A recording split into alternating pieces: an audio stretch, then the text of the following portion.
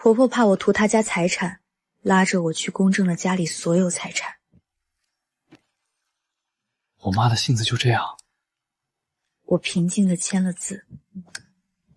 半年后，我老家房子拆迁，分了254万，我也没声张，我也拉着我妈去了公证处。当老公兴冲冲让我把钱交给他统一管理时，我直接一纸公证甩在了他的脸上。婚后个人财产公证。明天我就要嫁给阿伟了。是阿伟来了。然然试婚纱呢。妈，你先进去吧。走吧，阿伟给你买的婚纱要1000块呢，只可惜喽，只能结婚当上穿。现在公证不是很普遍吗？我们也得赶上潮流，不是？哎呀，妈，明天然然就是咱们家的人了，她对我多好，你又不是不知道。哎呀，你不懂。现在的年轻人刚刚结完婚就闹离婚的，那人不要太多。有一个女方刚刚结婚1个月就闹离婚，100多万呢。然然她不是这样的人。不是不最好吗？然然，既然你不是，那就更不怕公证了。然然宝贝，别生气，我妈就这脾气，一辈子都这样。你担待一下，签完就没事了。我保证，以后加倍对你好。你妈把我当贼一样防着时，你只会和稀泥。然然宝贝，别生气，我妈就这脾气，一辈子都这样。你担待一下，签完就没事了。我保证，以后加倍对你好。你妈把我当贼一样防着时，你只会和稀泥。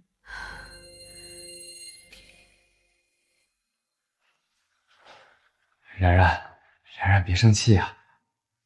走吧。位于丰源小区的婚房所有权与江然女士无关，归属权黄黎李伟，共计172万，与江然女士无关，属于婚前个人财产。林伟先生名下存款基金、股票等。确认无误就可以签字了。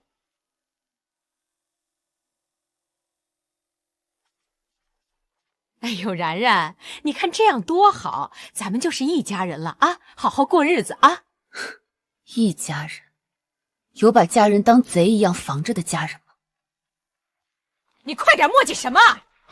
给你，然然别生气了好不好？我妈就这个性格。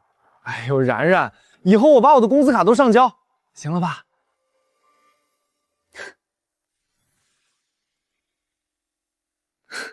一家人，有把家人当贼一样防着的家人吗？你快点磨叽什么？给你，然然别生气了好不好？我妈就这个性格。哎呦，然然，以后我把我的工资卡都上交，行了吧？不用，我理解。然然，然然，有些事我理解，但他已经在我和李伟之间筑起了第一块冰冷且坚硬的高墙。婚礼还是如期举行了，我在亲友们的祝福中完成了整个婚礼流程。可只有我自己知道，那个满心欢喜的江人已经死在了公证处里。现在站在这里的，只是履行合托的演员。蜜月旅行是我对这场婚姻最后的幻想。我兴致勃勃地做着攻略，计划着去马尔代夫看海。这个是不是太贵了点儿？我妈说了，年轻人要懂得节约，不能太铺张浪费。妈知道阿伟的工资卡都给你了，但是年轻人花钱难免是大手大脚的。之后阿伟每个月就交给我吧，妈帮你们存着，免得你们乱花钱。我们不会乱花钱的。既然不会乱花钱，那存在妈这儿，妈帮你们买理财不是更好吗？阿伟，你说呢？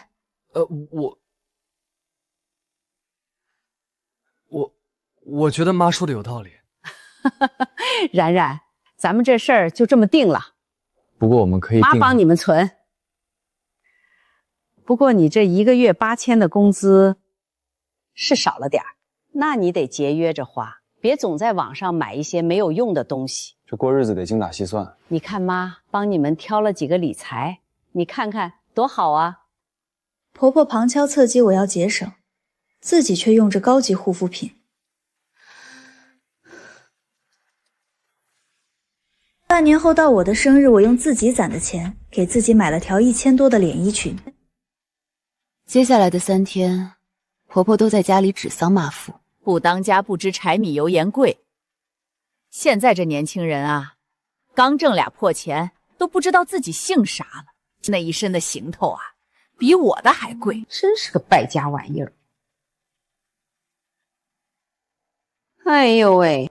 老婆啊，要不你把你那条裙子给退了吧？妈也是为了我们好，想让我们多存点钱。为我们好。不久后，家里换洗衣机，王丽指定要高端品牌，最新款的洗烘一体，售价近2万。我才不要这种普通的洗衣机呢，伤衣服。哎，儿子，你看这个不错。洗烘一体，那行妈，就买这个。这2万块花的是我和李伟仅剩不多的小金库，而王丽扭头就……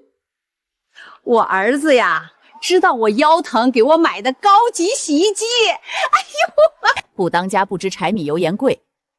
现在这年轻人啊，刚挣俩破钱都不知道自己姓啥了。老婆啊，要不你把你那条裙子给退了吧？妈也是为了我们好，想让我们多存点钱。那一刻，我终于明白，在这个家里，我真的是一个外人，一个需要被方房的外人。这洗衣机多少钱啊？2万块！我那孩子啊，心疼我。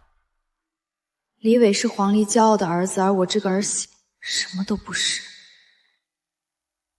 压垮我的最后一根稻草，是我妈的一次意外。然然，你妈不小心从楼梯上摔下来了呀！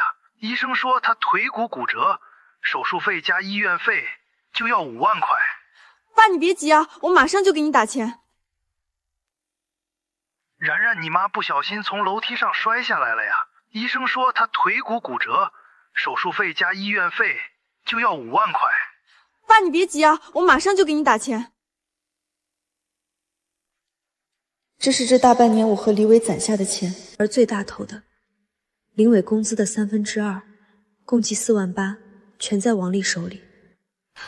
我妈从楼梯上摔下来，需要5万块钱的手术费，我现在账户上只有9000多，剩下4万8都在你妈那儿。你问你妈把钱要出来，给我应应急。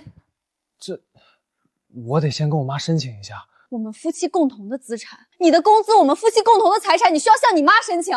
那先和我妈说一声。妈！哎呦，你这是怎么了？妈，然然的妈妈从楼梯上摔下来了，要5万块手术费。哎呀，然然怎么这么不加小心呢？按理说你妈看病，我们家出点钱是应该的，可是那之前公证的时候已经说清楚了。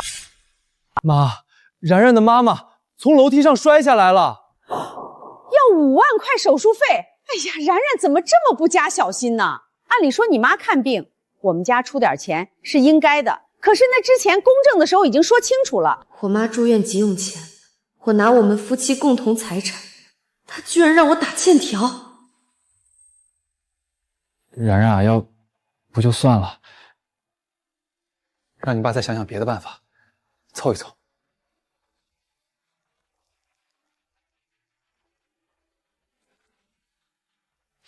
不用你们了，我解决了。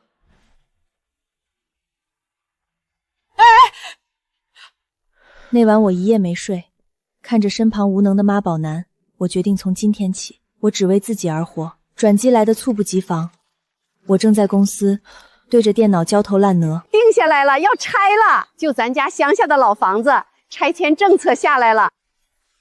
定下来了，要拆了，就咱家乡下的老房子，拆迁政策下来了，拆了254万。这一刻我感到的不是兴奋，而是一种带着复仇快感的战栗。这笔钱一定不能让林伟和婆婆知道，尤其是现在。主管，我家里有点事，我要请假啊。伟公司有项目要出差，我今晚不回家。好的，老婆辛苦了。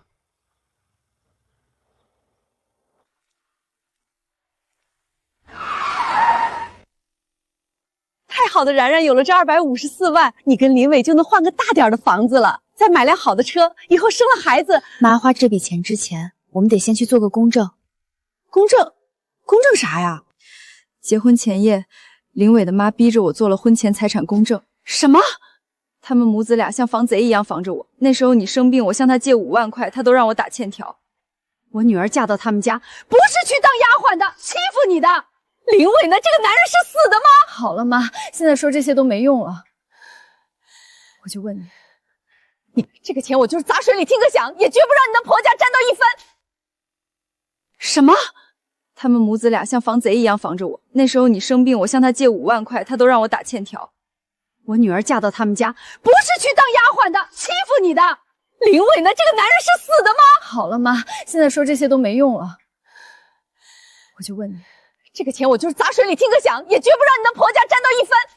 您好，我要做婚内个人受赠财产的公证。此笔赠与款项为赠证人对女儿江然的个人赠与，与她的婚姻关系、她的配偶林伟无任何关系。确认无误就可以签字了。之后我继续上班，当然，世界上没有不透风的墙。我娘家老宅拆迁很快传到了林伟耳朵里。停下，我头晕。然然，我听别人说咱们家发财了，老丈人家的房子拆了，分多少钱啊？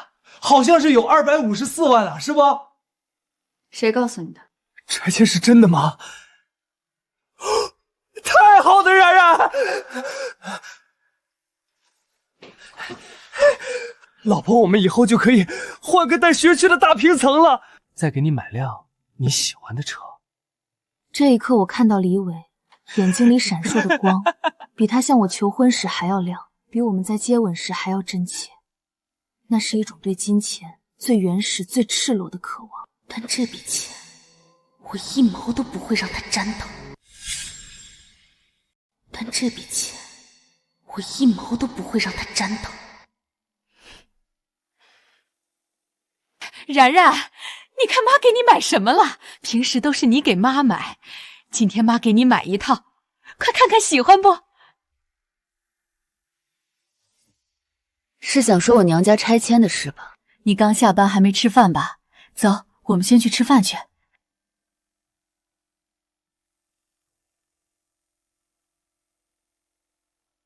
然然啊，你最爱吃这个烤鸭，妈特意给你买的，快来尝尝。快吃啊，你多吃点儿，你都瘦了，这工作肯定很忙吧？该歇就歇一歇啊。黄黎作为婆婆主动给我夹菜，这可是我嫁到林家大半年来从未有过的待遇。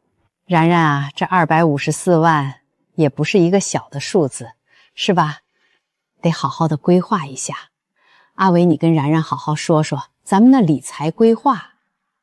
哎呀，咱们家现在住的是2房1厅，等你跟阿伟有小孩，那肯定要住3房的啦。老婆，你明天就把所有的钱都放在我的卡上，这样啊，才能实现收益最大化。我肯定把这个家呀打理得妥妥当当。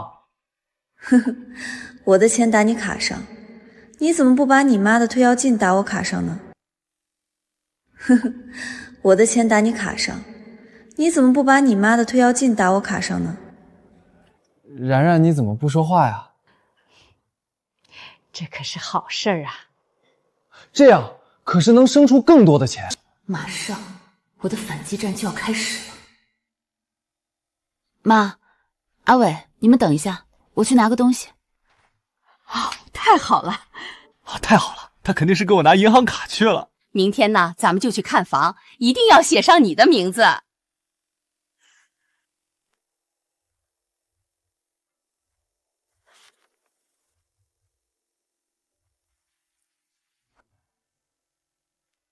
然然，快把银行卡给我吧。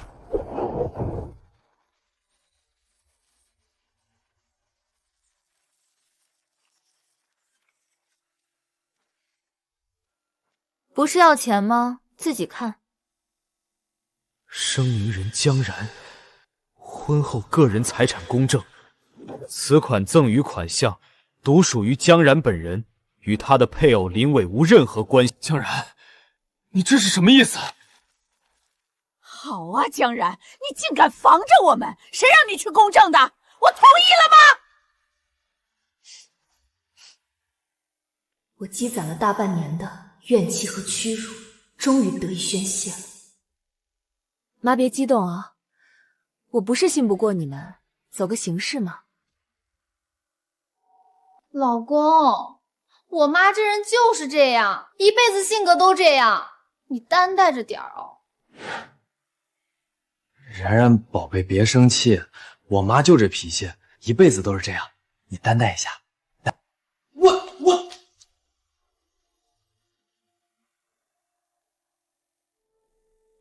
你个没有用的东西！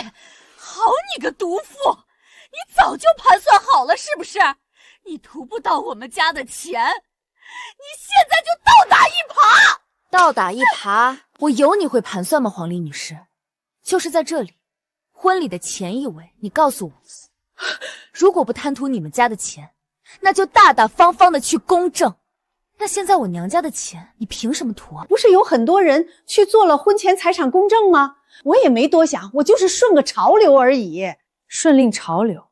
那我妈生病，急需5万块钱，你让我打欠条的时候，顺应的什么潮流？我行了，别狡辩了，你就是把我当外人。现在看着我娘家有钱了，换了副嘴脸，还装作做了一份理财计划书。你们就是想把我爸妈给我的拆迁款纳入自己的囊中而已。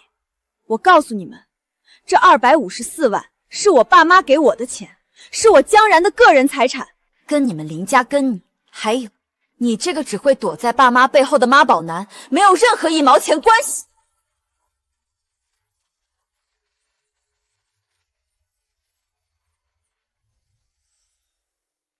儿子，你看你娶了什么样的媳妇儿，她处处跟你藏心眼儿啊！她这心是黑的，黑的！江然，我们是夫妻，夫妻应该同甘共苦。你怎么这么自私啊？你这钱不就是我们家的钱吗？夫妻？那你们当初拉着我去公证的时候，怎么不说我们是夫妻？怎么不说你的钱就是我家的钱？原来把别人给你的耳光狠狠扇回去，是这么爽的一件事。我的命怎么这么苦啊！我这是做了什么孽呀？辛辛苦苦养大的儿子，居然娶了你这样的媳妇儿啊！然然老婆，你别生气了。我妈年纪大了，她有高血压，你别气她了，好不好？你马上去撤销公证，我们还和以前好好生活。像以前那样，是像我不过买了一条1000块的裙子，就被你妈指着鼻子骂了3天的败家玩意儿那样吗？不是。还是像你妈花着我们小金库的钱，换着最高档的洗衣机去对外炫耀是你孝敬的那样？又或者是我妈躺在医院里面急需5万块，我却拿不出来，还要被你妈逼着打欠条，你这个丈夫屁都不敢放的那样？够了！那钱本身就是我们家，我们已经做了婚前财产公证了，而你妈给你的钱，那就是夫妻共同财产，凭什么没有我儿子的份儿？你说凭什么没有？黄丽，你心里不是最清楚吗？这套婚房还有存款，你们觉得是婚前所得，你们去公证，可以，我理解。同理，这254万也是我个人的财产，我也不想和你们分享，我也去做财产公证，很公平啊。还是说黄李女生和李威先生觉得只有你们能去公证，我不行？这个法律上好像也没有哪一条能规定男方可以公证，女方不能吧？这个法律上好像没有规定男方可以公证，女方不能吧？滚！然然，是我没用，我知道以前是我不好，是我让你受了委屈，我混蛋，我不是人，你打我，你骂我，你怎么样都行。你就原谅我这次，我保证我以后一定不会让你受委屈。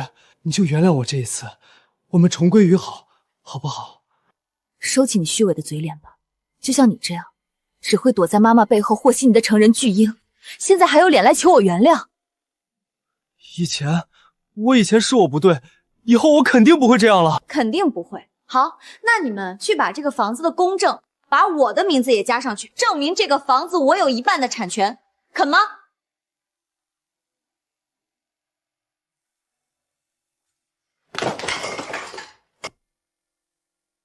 钱1分没有，这个家你们爱怎么样就怎么样，我奉陪到底。这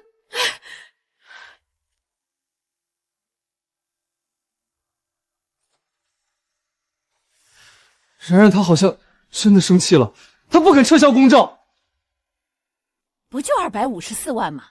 他有什么可横的？我们家的房产加上存款比他还多呢。他就是小人得志，自私自利，都不知道自己是谁了。你晾他几天，让他知道你也生气了。他要是不把公证取消，你那1万2的工资，1分钱也不给他花。对啊，妈，你说的对，我都听你的。呸！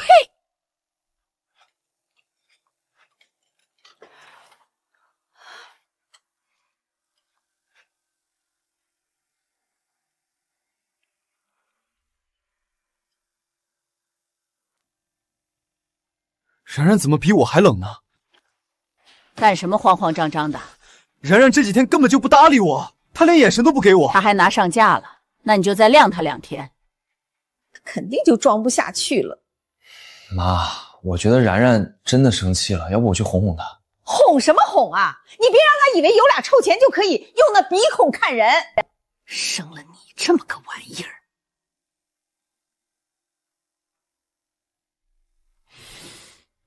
不行，我还是得去哄哄他。老婆，我错了，我们不闹了啊，老婆。干嘛？老婆，是我不对，你就原谅我。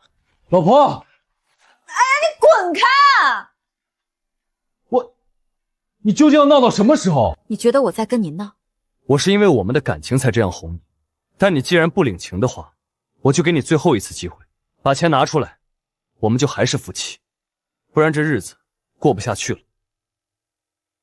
他以为我还是那个可以被他随意拿捏软弱的人吗？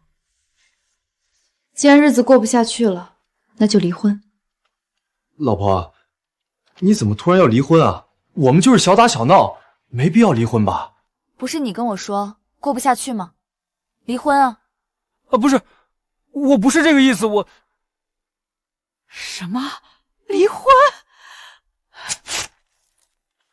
江然，你想得美！我告诉你，只要我活着一天，你休想离婚！你想卷着我们家的钱跑啊？我告诉你，门儿都没有！你们家的钱，黄女士，你好像搞错了一件事。第一，你们家的钱早就做了婚前公证了。第二，我要离婚是和你儿子，你同不同意的都不作数。三，最重要，离婚清算的是婚内财产。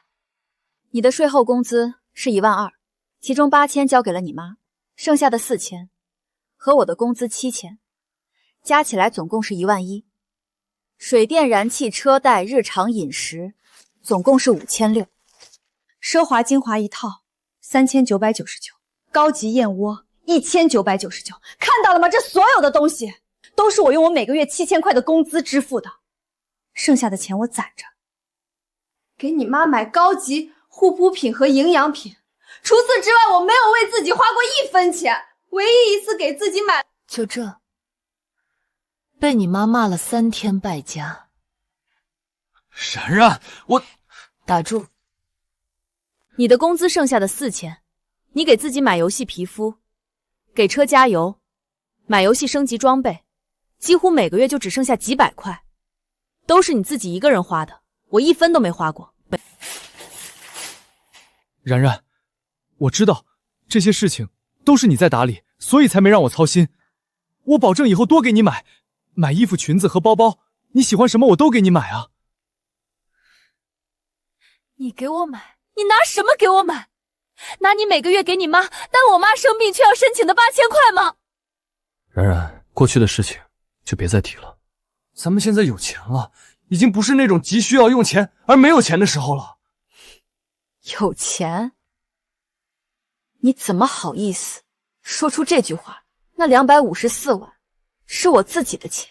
凭什么你的钱能去公证，我的钱就非得是你的？然然，你别这样较真，我都说过了，我们好好过日子。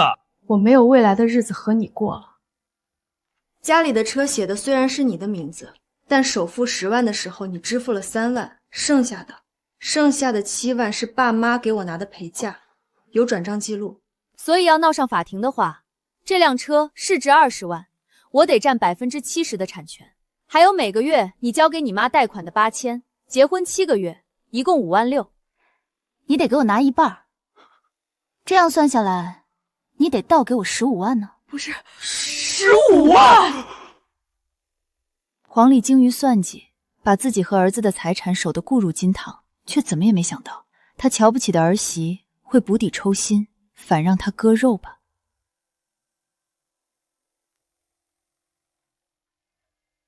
所以什么时候想离婚了，再来联系我。这几天我就去我妈家住。你给我站住，江然！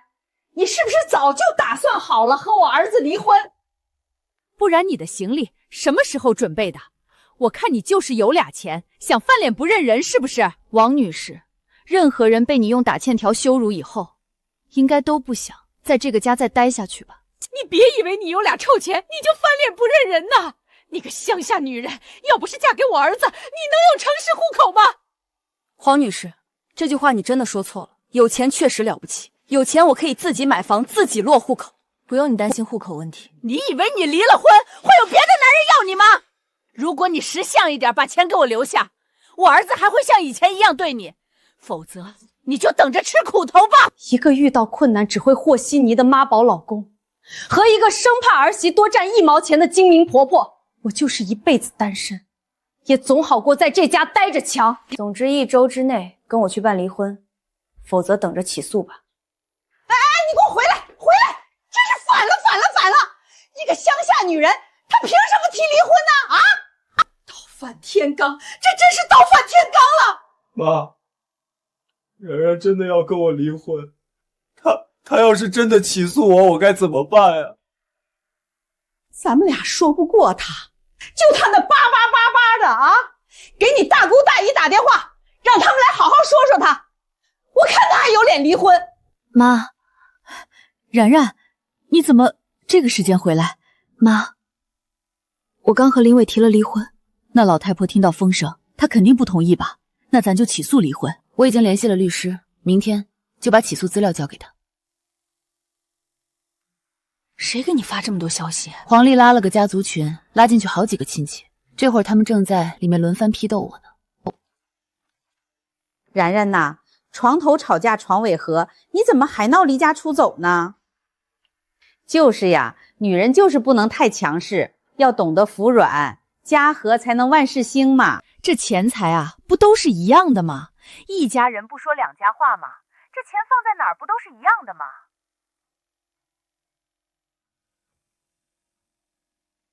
这些人根本不知道那老太婆的德行，凭什么这么轻飘飘的说你？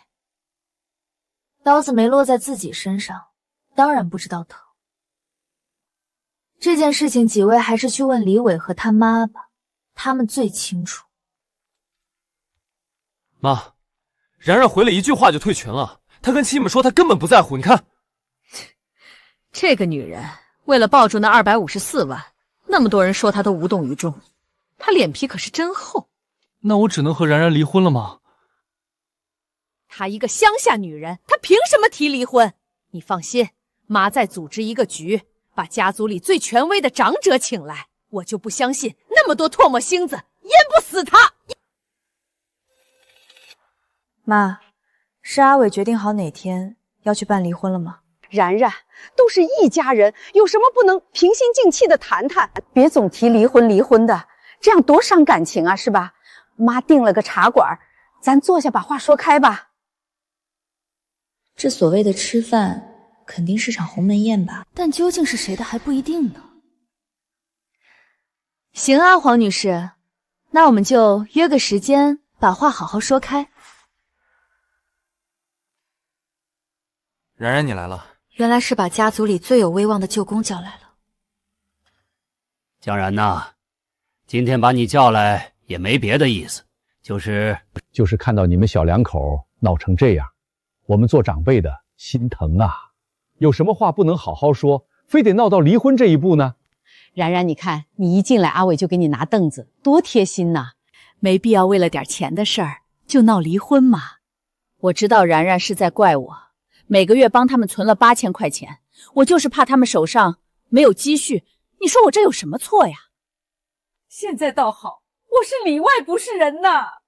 然然，这就是你不对了。婆婆好心为你们存钱，也是为了你们两个好。这小两口用钱没个度量，很快就会成为月光族啊！啊，对对对，我就是怕他们成为月光族啊。可是然然偏偏以为我在管他们的钱，这平时不给我好脸色看也就算了，现在怕我和阿伟占他的便宜，这不要跟阿伟离婚，你说我哪能不伤心呢？江然啊，都说小两口要同甘共苦，更要同享富贵。你娘家的拆迁款，这是好事啊，你们小日子马上就好了。可是在这个节骨眼上，你提离婚，这是不是让人太心寒了呀？然然，你看你妈多伤心啊！人啊，不能太自私了，有了钱就要离婚，这要是传出去，哪个男人以后还敢娶你啊？别为了点钱就毁了自己名声。然然，别闹了，你快回家吧。离婚的事也别提了，我们还和以前一样，好好过日子。几位都说完了。江然，你这什么态度啊？你也太傲慢了吧！昨天在群里也是这个样子，我们好心劝你一句，你一句都不听，就退了群，是没把我们几个长辈放眼里。哎呦，现在的小年轻啊，真是一点不懂得尊重长辈，还自私自利。我儿媳妇要是这样，我真要被气死了。算了，咱们这当长辈的，总不能跟小辈一般见识。妈是真希望你跟阿伟好啊。如果你觉得那存钱是多余的，那以后妈就不帮你存了。你跟阿伟离婚的气话也就别再说了，以后好好过日子啊。感谢黄女士这么精彩的演绎，把在座的各位都骗得团团转。各位也是没睡醒吧？什么都信。这奥斯卡欠黄女士一座小金饼，不知道什么时候补给。黄女士，你什么意思？妈知道你嫌我管束烦，但妈是真心希望你和阿伟能和和睦睦的过日子。你怎么能说我骗人呢？和和睦睦啊？那这是什么？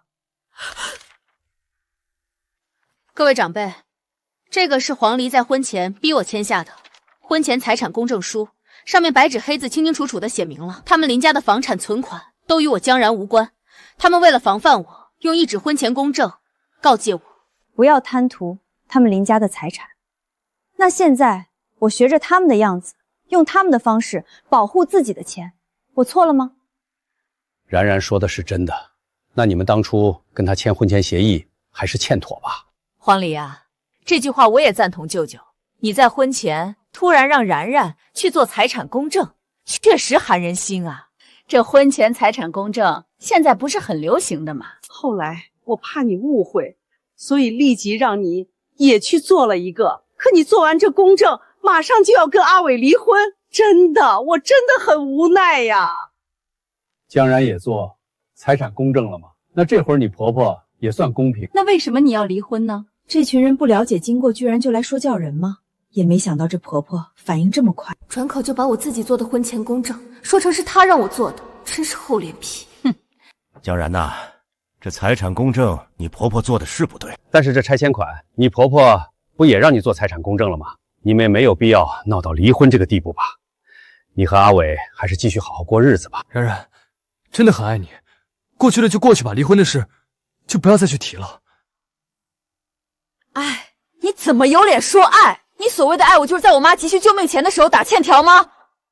什么救命钱？打欠条什么意思啊？然然，你在说什么呢？当初你不说，你妈接了一个什么电话吗？现在老年人有很多被骗，我是怕你们耳朵聋吗？我妈生病救命钱这几个字很难理解吗？然然啊，你当时不是这样讲的嘞，你妈可能是被骗了，这有不少人上当，结果被骗了几十万呢。对对对，这种事啊，想跟我斗啊？看谁相信你。你以为自己嘴巴一张一合就能颠倒黑白了吗？要不你听听自己的声音。然，你看亲家母看病，我们家出钱，当然是应该的。但是，然，亲家母看病，我们家出钱当然是应该的。我们公证的时候都已经说清楚了，我们家的钱那是婚前的。所以这5万块钱得算你从家里借的。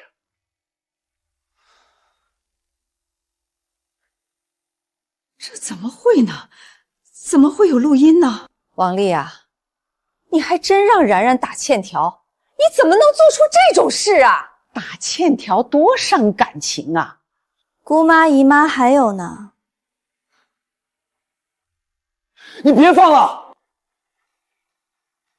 是怕自己刚刚……你这是伪造的！伪造的，那你们急什么？我只是怕你颠倒是非。舅公，后面还有呢，这就开始上手要抢了，不能打人吧？王丽，你放开他！然然，要不就算了，让你爸先想想办法，或者问亲戚朋友凑一凑。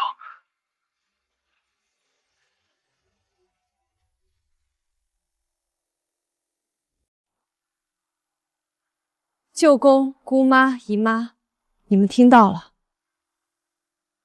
这就是林伟口中的爱我，就是在向我妈需要救命钱的时候被他妈拒绝，不但不帮我，还劝我要不就算了，要不你去找其他亲戚借。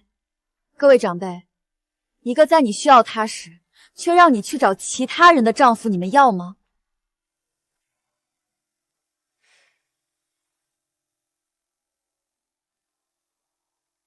这就是你的不对了啊！互相帮助，夫妻本该是这样，你怎么能这样对然然呢？难怪他要闹离婚。哎呀，你看你这事儿做的，你让我们怎么说呀？哎，我也是当时太急了，一下子拿出这么多钱，我们家也拿不出来啊。可我们当时算过了呀，你每个月把你工资中的8000块给你妈，至少有5万6，怎么可能拿不出来？你们不过就是防范我，不想让我花你们林家的1分钱。我说的对吗？你竟然敢录音算计我，就允许你算计别人。你竟敢当我亲属的面，让我丢尽了脸面！你还要脸啊？这我不理等着家暴吗？你以为我还是之前那个隐忍的江然吗？我当时对林伟还抱有一丝希望，可现在我看清楚了，窝囊是他的本质，自私随着你，也刻在了他的骨子里。从今往后不会再忍着，这婚我离定了，你想离婚就离婚呐，总之我不同意。还有你同意，法庭上见吧。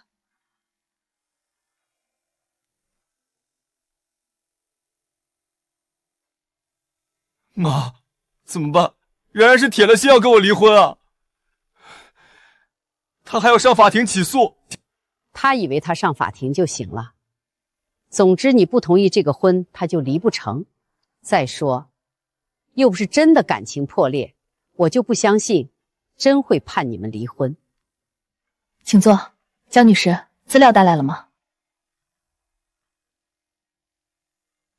江女士，资料没有问题。向您出于您丈夫和婆婆对于急救费用的冷漠，以及算计你钱财，导致你在婚内受到不公平待遇。法律判决你离婚的概率应该有90%。那就好麻烦你，尽快帮我提起诉讼。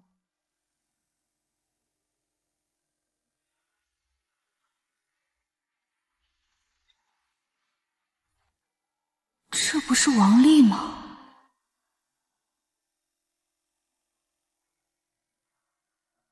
江女士，你在看什么？我婆婆也来咨询了，她应该也是怕你离婚。他儿子什么也得不到，法院判你离婚的概率应该很大。只是担心你婆婆会做出什么事，你还是提防着点儿。多谢提醒，我会的。哎妈，怎么样？我也不知道那些律师是怎么回事，竟然说江然提出离婚的成功率很大，气死我！妈，那现在怎么办？我有办法了。妈，你有什么办法？放心，一切看妈的。他不是想离婚吗？可以呀，只要在离婚之前，他把那钱吐出来一半，那钱是你的，他休想把钱带走。爸妈，我们就出去看房子，然后就买下来，直接装修。正好在老房子被拆之前，我们就搬出去。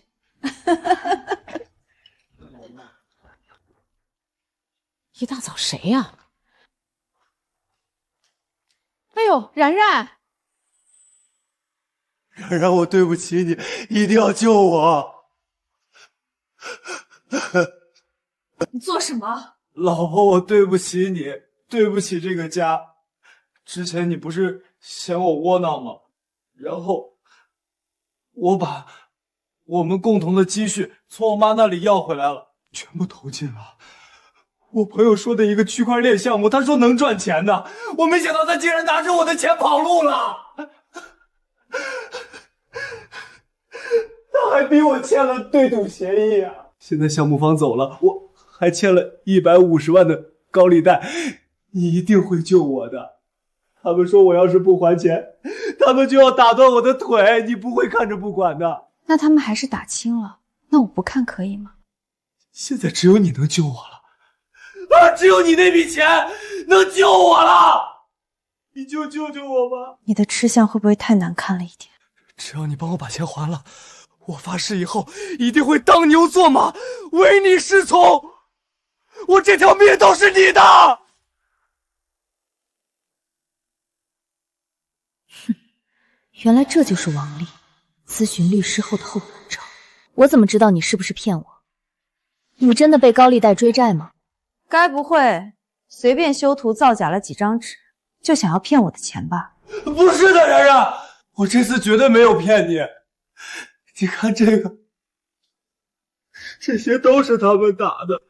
高利贷的人说，我要是在3天之内不还钱，他们就打断我的手和腿。然然这次真的没有骗你，阿伟真的被高利贷追债了，现在只有你能救了他。我求求你，看在夫妻的情分上，你就替阿伟付了这笔钱吧。你儿子自己欠的钱，你让他自己还呀！我儿子现在不是没有钱吗？现在只有然然有这笔钱。婚前逼我女儿签了婚前财产公证，什么房子存款，难道会没有150万吗？没错啊，王女士，我清清楚楚的记着，公证的明细表里，个人的银行卡可有172万，怎么会说拿不出来救你儿子？我是有172万，可这都存了10年的理财了，没到期拿不出来呀。然然，你看单子上存着写着10年期限，妈现在已经存了7年了，还有3年才能取出来。果然，这就是一场骗局。那如果我就不拿出这笔钱呢？先前我问你要我妈手术的5万块，凭什么你嘴巴一开一合的就要150万来？怎么只准你守着自己的钱，我的钱却要大大方方的替你儿子抵债啊？这天底下哪有这么便宜的事儿？别想骗我女儿的钱，你们这家人的嘴脸我们已经看清楚了。总之我女儿是绝对不会给你们1分钱的，你们滚吧！就知道你们这家人肯定不会给钱。够了！江然，我告诉你，我可是咨询过的，共同的债务需要夫妻共同担当。我知道你要离婚，但你现在还没离呢。我们刚才话已经说得很清楚了，我女儿是不会帮你儿子还债的，你们赶紧滚！滚！我话也放着了，我告诉你，我儿子的债那就是夫妻共同的债，不是我女儿正在跟你儿子论。现在只要没离成，那债务就是夫妻共同财产，你女儿必须还。你是不是跟你妈一样的想法？要让然然替你还这个钱？你要还是个男人，你就别缠着然然，软弱无能的东西。你自己欠的钱，你自己还。你必须替我还，只要你替我还了，我保证以后还像以前一样对你好。谁稀罕他？然然，其实我还是很爱你的，但是你不要把我逼得真的上诉。你就替我把钱还了吧，然后我们继续好好的生活在一起。你放屁！就你这样的男人，你都算不上人，你做什么美梦？给我滚！也没有用啊，大不了我也上诉啊。我儿子的债就是他们夫妻共同的债务，你女儿必须还。这就是鸿门宴上说知道错了的男人，真是一次次刷新下限。不是一家人，不进一家门，那就别怪我了。这笔钱我替你还，但我有个条件。条件？什么条件？这150万不是一笔小数目，为了防止你骗我，我要求必须见到债主本人，并且将钱交到债主本人手上。没问题，我现在就打电话约他。然然，你早这么说不就完了吗？妈就知道你不会忍心看着阿伟被打断腿的。不过你放心，只要你把这笔钱还了，你们还好好过日子。过日子，黄女士，未来和你儿子好好过日子吧。我把时间约在了明天下午2点，在一家中式茶馆，你觉得没问题吧？好，那我明天就去。10号包厢门口等你。凭什么他的债要你来还？对你不公平。爸妈，你就放心吧，他们就是想骗钱，我有办法了。因为所谓的高利贷根本就是假的。我就说怎么突然冒出来个高利贷？儿子，待会儿那150万那可就是咱们的了，想想都开心。那既然然然愿意给我钱，这婚就不离了吧？你看然然对我还是挺好的。看在他手上还有100多万的份上，能够乖乖的听话的话，你就像以前一样对他。一定是然然来了。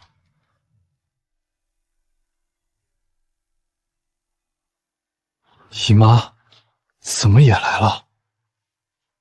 这么大的事不应该告诉下姨妈吗？毕竟我们人单力薄，要是债主临时加一些什么条件，那不就糟了？要不是然然说，我们都不知道，你竟然欠了150万。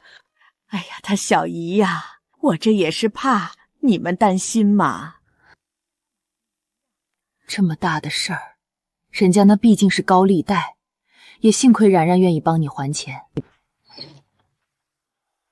钱呢？说好的今天还钱，再不还钱，老子就卸你一条腿！然然，你看他们多凶啊！老婆，你看到了，他们不是开玩笑的。是啊，然然，他们看着就不好惹，我们快点离开这儿吧。你还是赶紧把钱给他吧。要我给钱可以，高利贷的合同呢？是不是应该给我？这就是合同，赶紧把钱拿来吧。太好了，我有150万了。这小子还信誓旦旦的说要离婚。妈，怎么会有执法人员？执法人员，请问你们来这儿有什么事吗？执法人员，我婆婆伙同3名人员涉嫌敲诈我个人财产，金额高达150万，请你们逮捕他们。婆婆伙同3名人员涉嫌敲诈我个人财产，金额高达150万，请你们逮捕他们。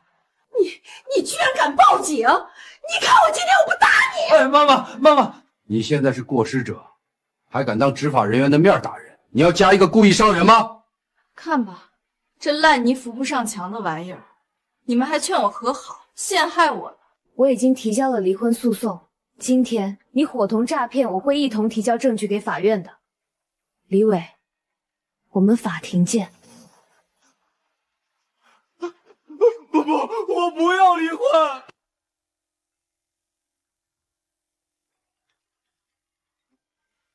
喂，张律师。江女士，法院传票下来了，3天后你和林伟的案子开庭，时间在上午10点。好的，我会准时到。本院判决，江然与林伟离婚，立刻生效。关于婚内财产254万拆迁款属于江然父母，对江然女士的个人赠与，林伟先生无权分割。还有婚中江然女士存续共计5万6千元，应全数归属江然女士作为赔偿。凭什么我儿子的工资要全部给江然？关于江然女士的家人承担了70%，林伟先生应折现还给江然女士。庭审到此结束，退庭。太好了，然然，你终于拿回属于自己应得的了。离婚了要我儿子那么多钱呢，我是不会给你的。不服你就继续上诉啊，我奉陪到底。对了，在第2次上诉前，记得把我应得的钱还给我。王丽女士，可不要又用雇人这一套，不然可就又要被关进去10天。好了，我就是气不过呀，坑你那么多钱呢啊！快来人啊！好了，我就是气不过呀，坑你那么多钱呢啊！快来人啊！病人情绪过于激动，本来就有血管硬化，这次直接淤血直冲，虽然是抢救过来了，但是后期肯定会……医生，你说什么？我妈中风了。病人苏醒之后需要有人陪在身边，所以你最好请个护工。1天200，加上床位费、住院费，医生说至少先住院1个月，我的工资根本不够。江然，开门啊！然然，哎，你敲什么敲啊？江然一家已经搬走了。什么？搬走了？是啊，这里拆迁2个月内都要搬走的，大概1个礼拜了。他搬哪儿去了？我哪知道？江然，你为什么拉黑我呀？我们已经离婚了，没有再联系的必要吧？你一定要这么绝情吗？我们曾经也是夫妻啊！如果你是来叙旧的，抱歉，不送了。江然，我妈现在在医院，每天光是护工费、床位费就要500，我妈说这笔钱必须要由你出。江然，我妈现在在医院，每天光是护工费、床位费就要500，我妈说这笔钱必须要由你出。果然如此。我妈是被你气中风的，必须得由你负责。林伟，麻烦你搞清楚，庭审结束那天是你妈气势汹汹说要上诉，还扬言不会放过我，是你妈主动扬言要我等着，自己把自己气得中风，还来怪我，不可笑吗？如果不是你非得上诉，我妈就不会被你气得中风啊！所以我就应该被你跟你妈诈骗吗？我就得大大方方的把钱送给你们，然后笑呵呵的当做什么都没发生过，赶紧走，别来恶心我。不是，我没有那个意思，但是我妈确实就是被你气的。那你就去上诉啊，看法院判是不是我的责任。如果我有责任，钱我保证1分不落的转你；如果没有，麻烦你滚远点，别再来骚扰我。然然，江然，妈，你醒了。儿子，我怎么感觉动不了？你中风了，以后可能会半身不遂，只有脖子和头能动。什么？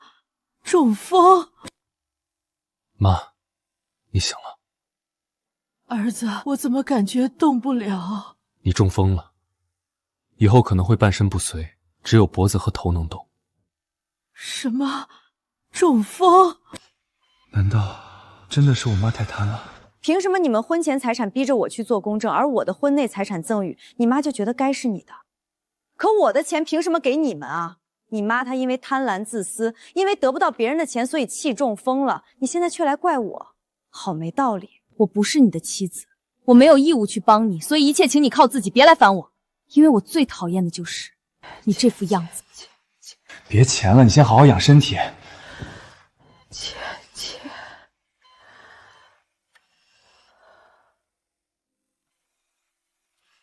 妈，我不是请护工喂你吃饭吗？护工呢？走了。喂，护士，我跟我妈请的护工呢？给你妈喂饭的时候，他故意把饭喷了人家一脸，人家就走了。妈，你怎么把护工给气走了呀？他嫌我吃的慢，我就喷了他。哎呀妈，你这样叫我怎么喂啊？你也嫌弃我？你妈怎么眼角也有些歪了？这是怎么回事？钱，你们整天钱的，老想着别人的钱干什么？钱，我去叫医生。